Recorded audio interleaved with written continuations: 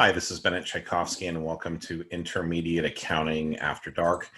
This is a question from Wiley or Kieso, Intermediate Accounting 17th edition. And this is problem 8-6. Okay, so when we're looking at this here, this is a question that involves inventory costing. What exactly is inventory costing? Well, when we sell inventory, typically the journal entry that we would be making will be a debit to accounts receivable, a credit to sales. Okay.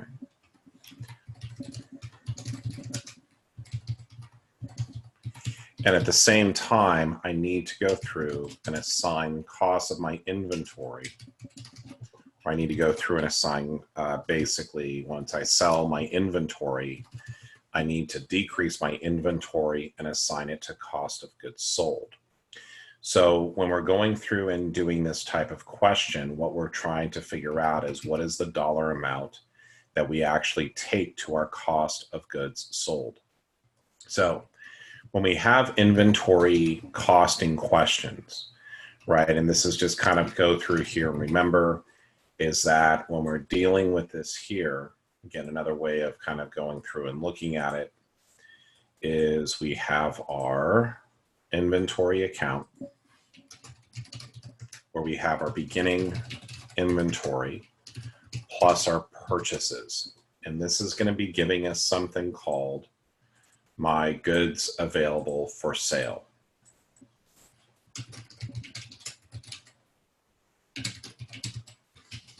Or what we call gas. And when I have this goods available for sale, okay, what I'm going to be doing is I will be subtracting whatever I took to my cost of goods sold. Okay, cost of goods sold.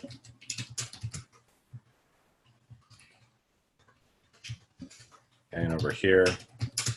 So what I have available, less the inventory I sent over here to my cost of goods sold, gives me my ending inventory. And this is going to be a very, very important relationship. Under all of these items over here, the goods available for sale will be exactly the same. How do we compute goods available for sale? Well, it's going to be my beginning inventory in terms of units times my cost per unit. So right over here, if I take AA, BB, AA times BB equals CC. So my cost of goods, excuse me, my goods available for sale is going to be the sum of my beginning inventory plus my purchases. And again, I'm multiplying my units times my cost per unit to give me my total extension. And when I add up these three values right here, I get 117,000 as my total goods available for sale. When we go through and do all of these problems, the total goods available for sale and inventory costing will always be the same. It never changes. The only thing that will change is depending upon what cost flow assumption I use, which we're going to be listing and going through down here, that will change the results. Similarly, in terms of my units, okay, my units available for sale right here are 6,000. Okay. This is, again, my units and my beginning inventory plus my purchases in units. And then over here, I have my units sold of 4,700. Therefore, my units and my ending inventory are going to be 1,300 or 6,000 units available for sale, less 4,700 units in cost that I took to cost of goods sold, will give me 1,300 units in ending inventory. It is extremely important to remember that I call these over here constants because they are in fact constants. They never change for all these different problems. So as we come over here, I have all of these different methods. The methods are FIFO Periodic, LIFO Periodic, Weighted Average Periodic, LIFO Perpetual, and then Weighted Average Perpetual. In each one of these that we're going to be going through and doing, we're going to be asked to take this 117,000 and figure out how much are we taking to cost of goods sold, and then how much are we taking to our ending inventory. Okay, so let's go ahead and look at the periodic methods first. Okay, so right over here, we'll go video periodic, and we'll start here with our FIFO. Okay, so when I'm doing FIFO, what does FIFO mean? FIFO is first goods in are the first goods out. I mean, the first goods in are my first goods out to cost of goods sold.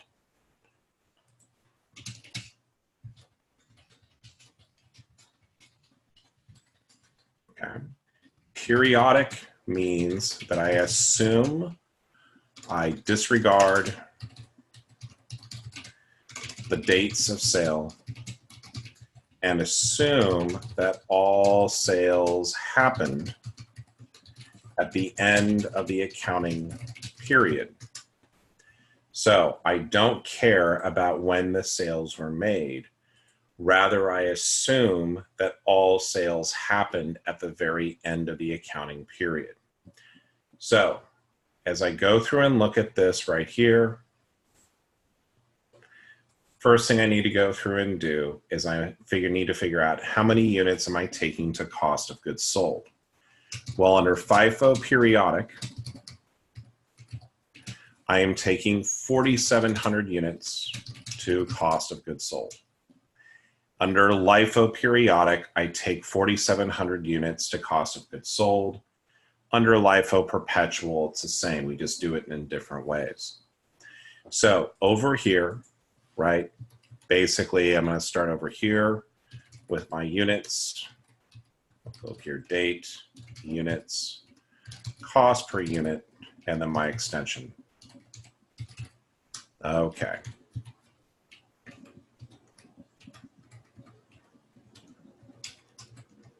Okay, so under FIFO, I need to take 4,700 units to cost of goods sold. So where do I start this from? Well, first in, first out. I'm first going to go up here to January 1st, where I will have 1,000 units at $12 per unit for a total amount that I'm going to be taking to cost of goods sold for this first 1,000 of 12,000. However, I need to have 4,700 units to cost of goods sold. I only have 1,000 so far. So once I take this beginning inventory to cost of goods sold, I need to remove it from my inventory. So this is going to go to 0.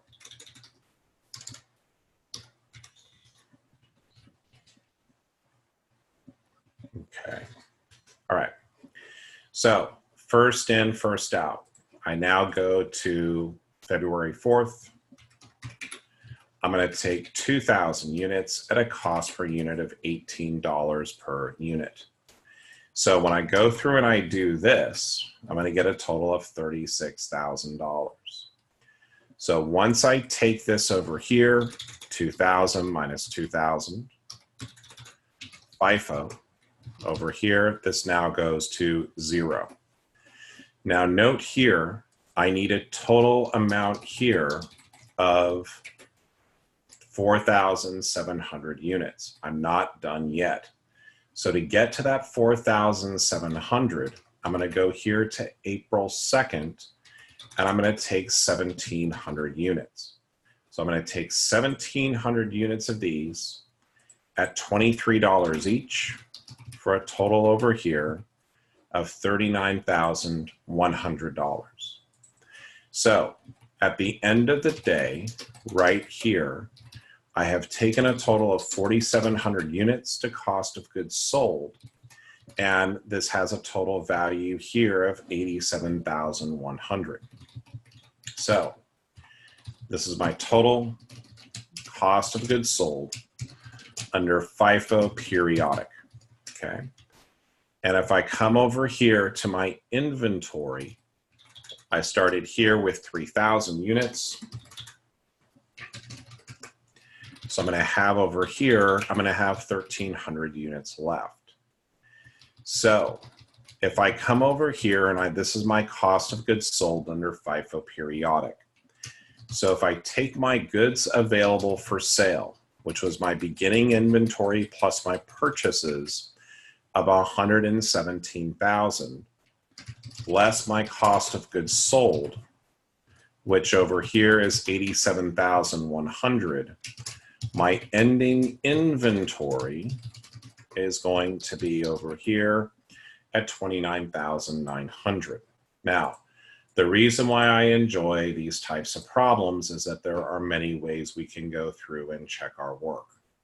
So I've taken 4,700 units to cost of goods sold, which I will be doing under all of these methods.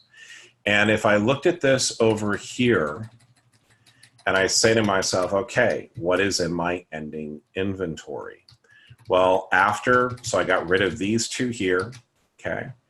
And I looked over here at basically I have 1,300 units left, which happens to be my units in ending inventory at $23 per for a total of 29,900. And if I look at the value I computed here, it's exactly the same. Remember, the amount I assign to ending inventory plus the amount I've assigned to cost of goods sold has to equal to goods available for sale. Nothing else you can do about that. It is what it is. Okay.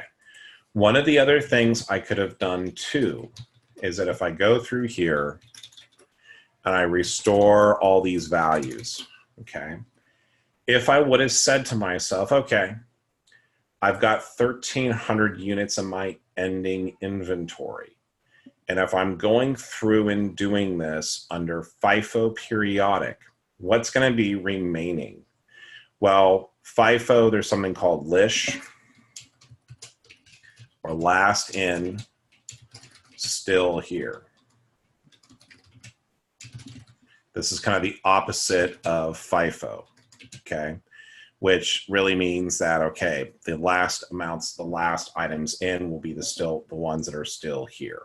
Okay, so if I looked at this here, what's going to be remaining is that if I just come over here and I say, okay, this 1,000's gone, this 2,000's gone, and I'm going to have 1,300 units left.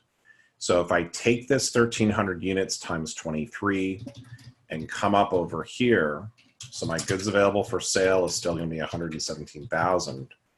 If I just look at my ending inventory of being 29,900, then I'm going to get to my cost of goods sold, which is going to be 87,100. So you can approach this problem in two different ways. You can go through and say, okay, what's going to be remaining or what's in my ending inventory, if that's easier for you to do, and then come up with cost of goods sold.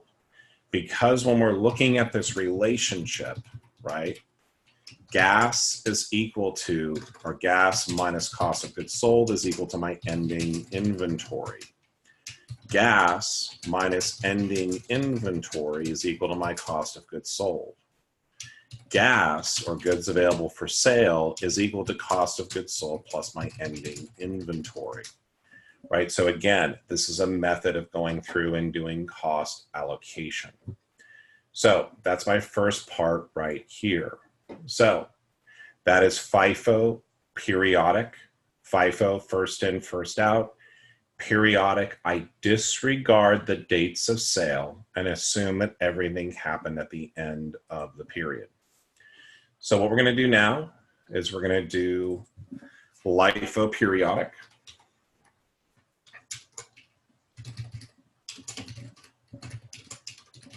Okay, so right over here, we're going to do LIFO. What does LIFO mean?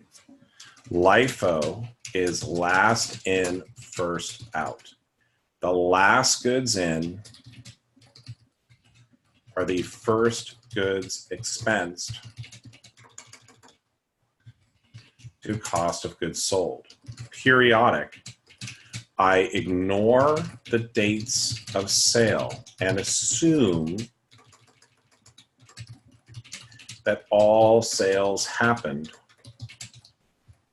at the end of the period, okay? So here under LIFO Periodic, what I need to do is I need to take LIFO Periodic. I need to take 4,700 units to cost of goods sold. Remember, when we're going through and doing this, we are always taking 4,700 units to cost of goods sold. That never changes. It is always the same. It's just how do we go through and come up with our values. So if I'm looking at LIFO Periodic, and I can kind of just go through here and kind of copy the same stuff right over here. So last in, first out, I disregard the dates of sale because it is periodic. So last in, first out, the most recent good that was in was my purchase from April 2nd. So right here, this is going to be 3,000 units at $23 per unit for a total of $69,000. So am I done yet? The answer is no. I need another 1,700 units because the total that I need in terms of units to take to cost of goods sold is going to be 4,700. So what I do right here, I take my 3,000 minus 3,000 that I just took to cost of goods sold. So this is now 0. I'm not done. Where do I go next? Last in, first out. And again, all sales happened at the end of the year. So, or period. So here I got rid of for second. For 2, I then go to my next previous purchase, which is over here on February 4th. Okay, so right over here on February 4th, even though there's 2,000 units here, I only need 1,700 because the total number of units that I need to take to cost of goods sold are 4,700. So over here, my cost per unit is 18. So when I go through and I do my extension, I'm going to get 30,600 for a total of 99,600. When I go over here to adjust my purchase, I had 2,000 units minus 1,700 under LIFO Periodic. So I will be left here with 300 units. And as I left here with this 300 units, this looks right. So let's go ahead and figure out what our ending inventory is. I will be asking you for 2 things. What is cost of goods sold under LIFO Periodic? And then the next thing I will be asking you is what is my ending inventory under LIFO Periodic, at least for this question. So if I take my goods available for sale of 117,000, I subtract my cost of goods sold, which is here at 99.6. My ending inventory is going to be 17,400. Now, if I were to calculate the ending inventory values, or for here it's fish, or first in still here, what I would be left with is this purchase here had 300 units because I didn't need all of them, or 5,400, plus my beginning inventory value of 12,000. This total here is 17.4, which is exactly where we had our ending inventory at under LIFO Periodic. So for the last one here, we're going to go ahead and do will be our weighted average periodic. So go ahead and make a copy of this one here.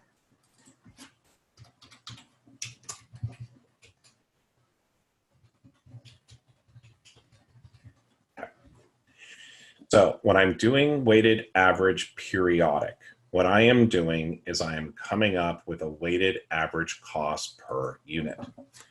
So what I'm going to do is I'm going to take my goods available for sale, or my total beginning inventory plus my purchases. I'm going to be dividing this by my units available for sale, or right here with 6,000. So I got 117,000 divided by 6,000. And what this is going to be giving me is going to be giving me 117 divided by 6 is going to be giving me $19.50 is my weighted average cost per unit. Now, for this method, it's pretty easy. This is my weighted average cost per unit. Under weighted average periodic, I'm taking 4,700 units to cost of goods sold. Okay.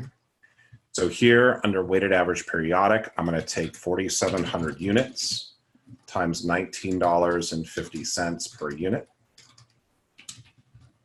And this is going to give me my total cost of goods sold for weighted average periodic. Okay. My weighted average periodic cost of goods sold. To figure out my ending inventory, I can take my goods available for sale, or 117,000, less my cost of goods sold of 91,650 will give me my ending inventory under weighted average periodic.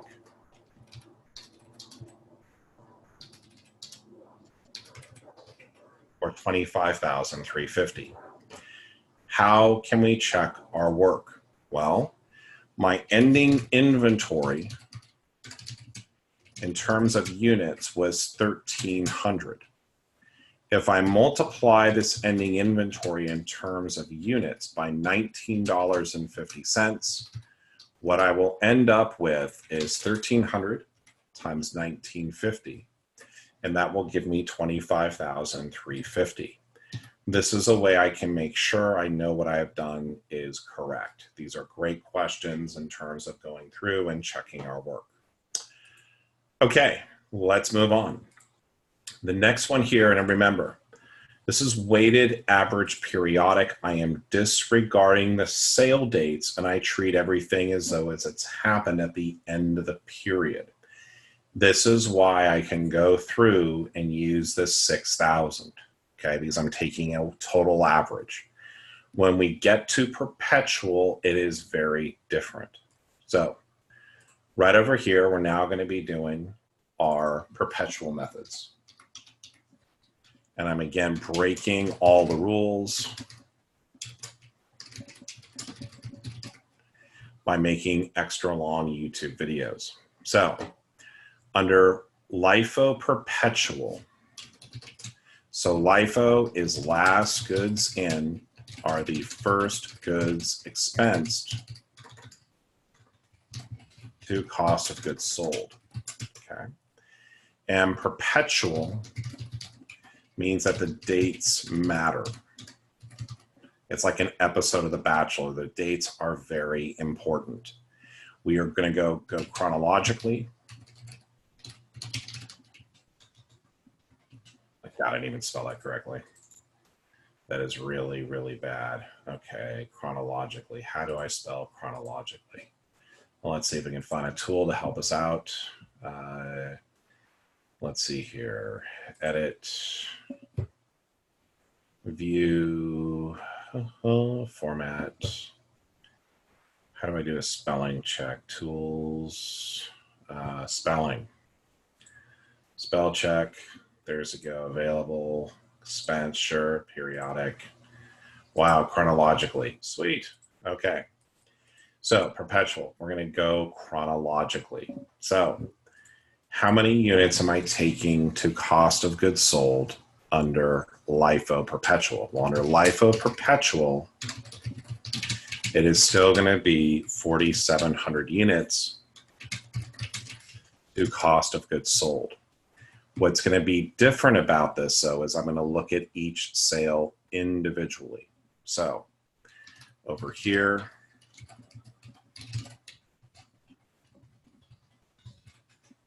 so I go over here and I have a sale. Okay, so for my 220 sale here, I am first going to go to my purchase from February 4th. So over here, I have 2,000 units, which is the most I can take at $18 per unit. So on February 20th, I went through my February 20th sale of 2,500 units. Okay. So where do I take this from? Well, first I got to go LIFO. Okay, again, it's chronological. I'm not looking at this in the aggregate. I'm going by each one here. So LIFO, last in, first out. These were the last goods that were in, so they will be the first goods that I take to cost of goods sold.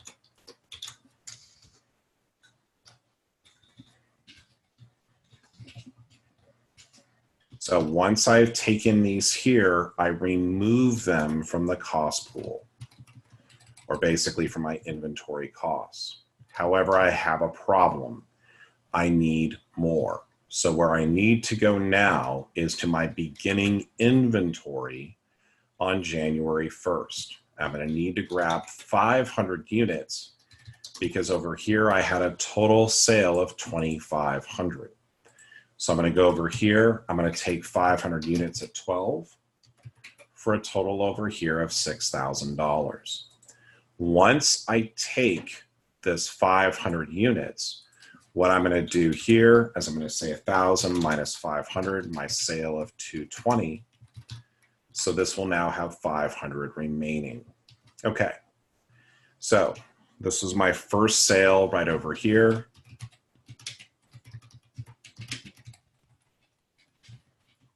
Okay.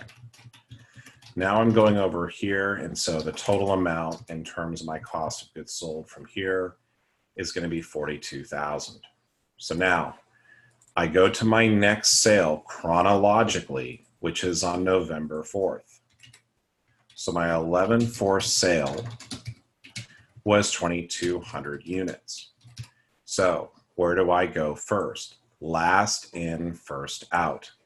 So from this purchase here on April 2nd, I'm going to take all 2,200 units. This will be at a cost of $23 per unit, which will be giving me over here a total amount of cost of goods sold of 50,600. Let's kind of make this a little bit more clear. Move this over here.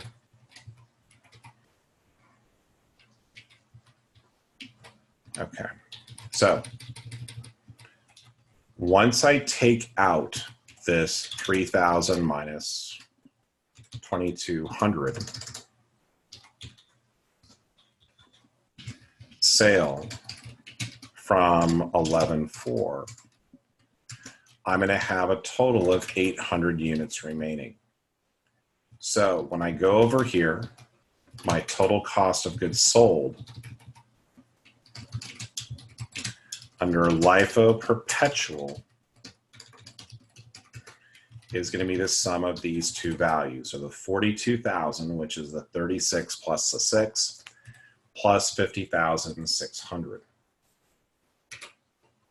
for a total of 92,600. Okay. So as I look at this here, this is my total cost of goods sold. So what is my ending inventory going to be under LIFO Perpetual? Well, my goods available for sale is 117,000. My cost of goods sold was 92,600. So my ending inventory must be 117 minus 92,600, or 24,400. So that is the value of my ending inventory under LIFO Perpetual. So And if I wanted to check my work, I could just take a look here and see, well, what's in my ending inventory? I had 500 units for my beginning inventory, and I had 800 units remaining from this here for a total of 1,300 units. The total value of those units in my ending inventory is going to be 24.4, which is the same value I came up with here. So that is that one particular question. So that is LIFO Perpetual. I will not do FIFO Perpetual because you will get the same result as FIFO Periodic. So you don't have to do both. I would just ask you for one. Okay. So the last one is going to be my weighted average perpetual.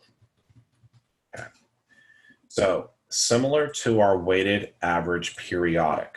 Okay. So if I I'm going to look at this over here. When I was doing weighted average periodic, what I was doing is I was taking a weighted average cost per unit and then applying this to my number of units sold.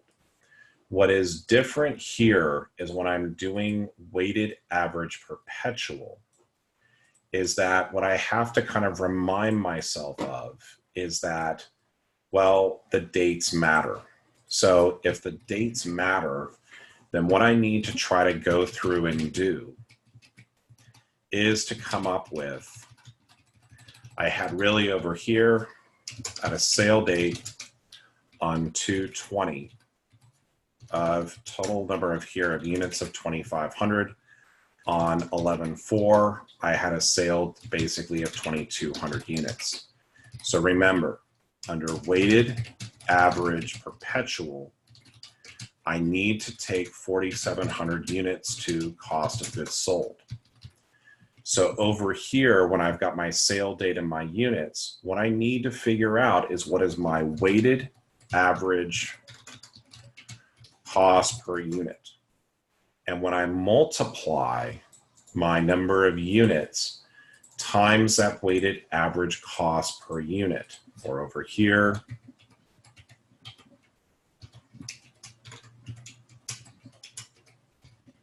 okay, this will give me my total to cost of goods sold.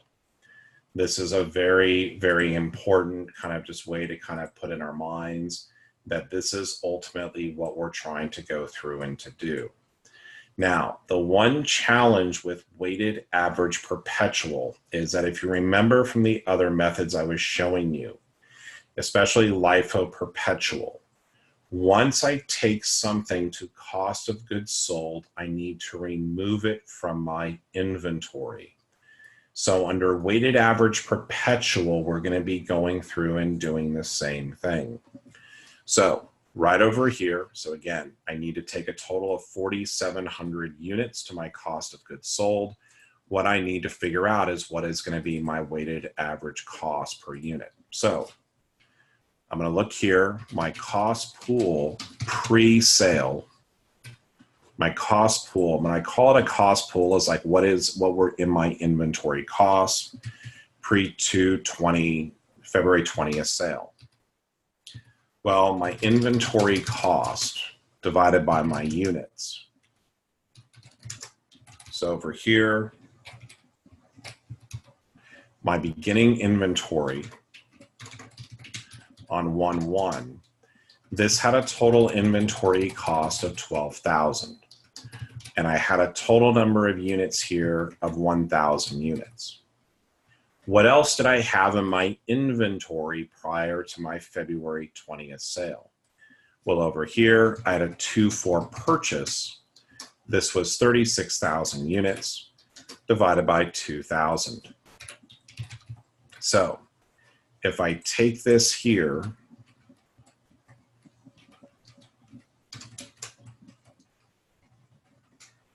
I take this over here, my total inventory cost prior to this sale date was $48,000.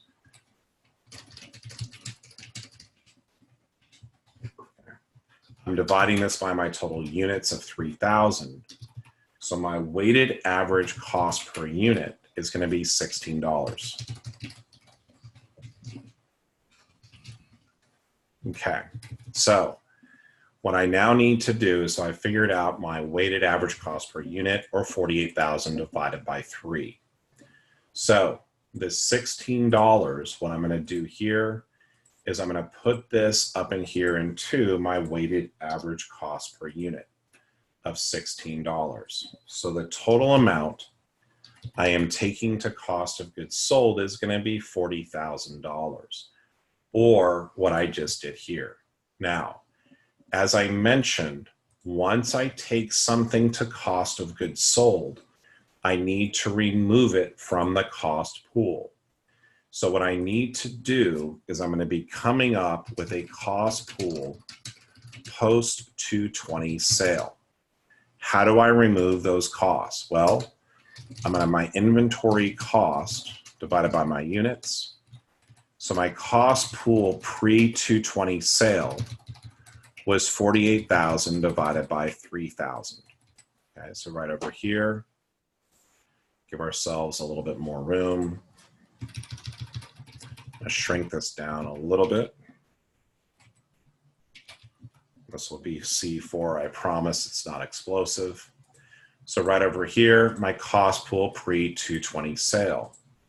Then what I did here, though, is I had my sale on 220. I took $40,000 in total inventory to my cost of goods sold, and I sold 2,500 units. So my cost pool post 220 sale is going to be my cost pool pre-220 sale minus the sale I just made here. So this is going to be 48,000 minus 40,000, or 8,000, 3,000 minus 2,500, or 500. So my cost pool post 220 sale is going to be 8,000 divided by 500. I cannot tell you and stress enough the importance of going through and removing right over here the cost of goods sold once I have taken the amount. Once I have taken this here to cost of goods sold, I need to remove it from the cost pool. Again, very, very critical to go through and do when you're going through and doing these problems. Similar over here to LIFO Perpetual. Once I take it to cost of goods sold, I have to remove it from the pool. Okay, so now I go to my next sale date. I'm going chronologically. My next date of sale was on November 4th. So my cost pool pre-11/4 sale is going to be right over here, my cost pool post 220 sale of 8,000 divided by 500, because this is what was left after the last sale. So what I'm going to now go through and do is ask, did I make any purchases? Sure. I made a purchase on April 2nd, 3,023 for a total of 69,000. So over here, I've got 69,000, and this was 3,000 units. So this was my purchase on 4/2. So my new cost pool pre my sale on November 4th is going to be the sum of these two values, or E4 plus F4 will give me G4. So my cost pool pre-11/4 sale is going to be 77,000 divided by 3,500, or a total of $22 per unit. So what I'm going to do now is I'm going to go ahead and say take, this was my weighted average cost per unit pre-220 sale. My weighted average cost per unit pre-11/2 sale is going to be $22. Okay. So right over here, what I'm going to go through and do is I'm going to go ahead and put this $22 in right here. So my total cost of goods sold is going to be $48,400 for the 11/4 purchase, or excuse me, for the 11/4 sale. So my total cost of goods sold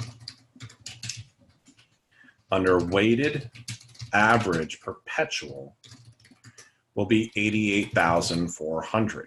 Now, in order for me to go through and to figure out what is my ending inventory, I can simply take my goods available for sale of $117,000 less my cost of goods sold, or over here of $88,400, gives me my ending inventory under weighted average perpetual,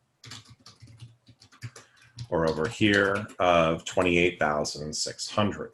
Now, I always like to check my work. How can I check my work on a question like this? Well, what I can do is I can say my cost pool post 11/4 sale.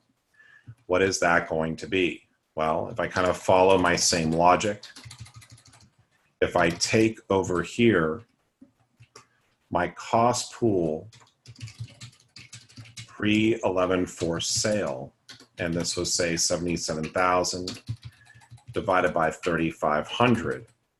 And then if I take over here my sale on 11/4, my sale on 11/4 had an inventory cost here of 48,400, and this was 2,200 units.